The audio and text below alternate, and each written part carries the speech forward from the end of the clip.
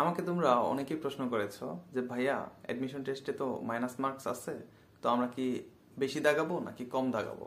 দেখো, তোমাদের বিভিন্ন অ্যাডমিশন কোচিংয়ে বা বিভিন্ন বড় ভাইরা হয়তো তোমাদেরকে কম দাগানোর পরামর্শ দিবে।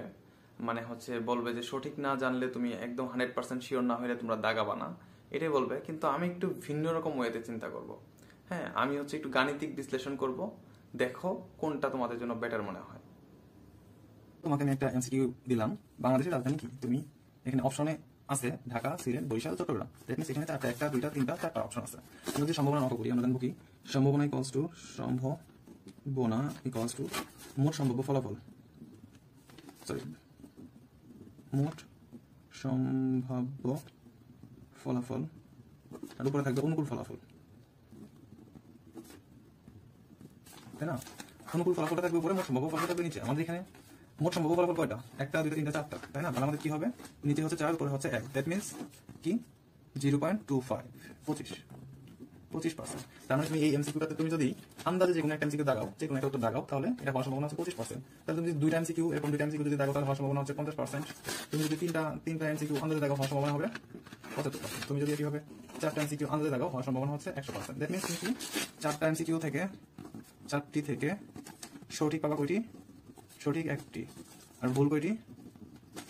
ভুল হবে 3টি। তার মানে 4টি থেকে তুমি নাম্বার পাবা কত?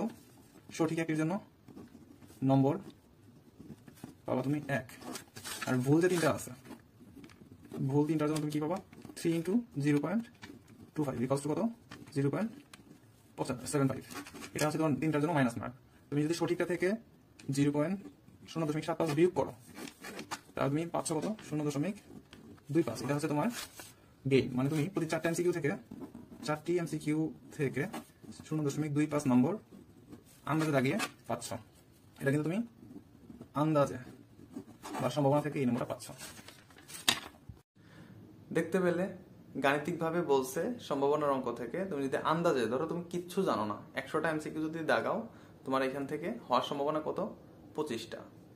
মানে তোমার গাণিতিক বিশ্লেষণের মধ্যে তুমি তুমি আমি দেখাইলাম কিভাবে প্রতি 4টা এমসিকিউ থেকে তুমি 0.25 এমসিকিউ তুমি কারেক্ট করতে পারতেছো। মানে আন্দাজে দাগায় তুমি 0.25 নাম্বার পাচ্ছ, গেইন করতে পারছো।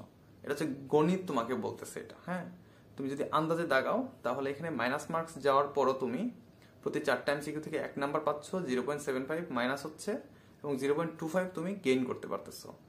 এটা গণিত বলতেছে। এখন আমি কি তোমাকে বলবো যে হ্যাঁ তাহলে তুমি 100টার মধ্যে 100টা এমসিকিউ দাগাও? আমি বলবো না।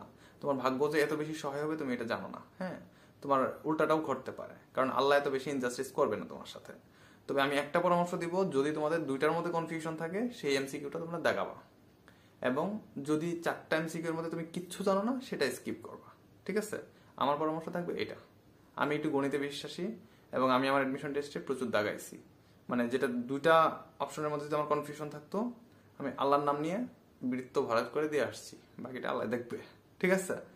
তোমরা এটা আমাকে অনেকেই পাগল বলতে পারো, বাট আমি এটাই বলবো যে দুইটা এমসিকিউর মধ্যে যদি তোমার কনফিউশন থাকে, সেটা তুমি দাগায় আসো, যেহেতু 0.25 মাইনাস মার্কস। তবে বিসিএস পরীক্ষা বা চাকরির পরীক্ষার ক্ষেত্রে কিন্তু 0.5 মাইনাস হয়। ঠিক আছে?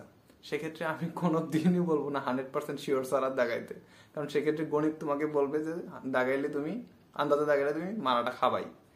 ঠিক আছে? এই জন্যই আমি এটাই সাজেস্ট করবো।